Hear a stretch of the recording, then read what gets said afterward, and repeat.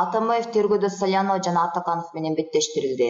Киримтөбел Азиз Батукаевдин абактан мыйзамсыз бошотулушу боюнча козголгон кылмыш ишинин алкагында камактагы мурдагы президент Алмазбек Атамбаев, мурдагы прокурор Аида Салянова жана мурдагы вице-премьер Шамил Атаканов менен беттештирилди. Адвокат Сергей Слесаров беттешүүдө Атамбаев эч кандай көрсөтмө бербегенин жана буга чейин да көрсөтмө берүүдөн баш тартканы үчүн бул процедура мыйзам бузуу менен өттү деп эсептей турганын билдирди. Ал тергөөчүлөр Батукаевдин түрмөдөн чыгышы боюнча ишти сотко өткөрүүгө даярданып жатканын кошумчалады. Алар тергөөнүн аяктаганын жарыялоого даярданууда. Мындан соң адвокаттарга таанышууга берилет. Бирок тергөөнүн жыйынтыкталганы боюнча протоколго кол кое элекпиз.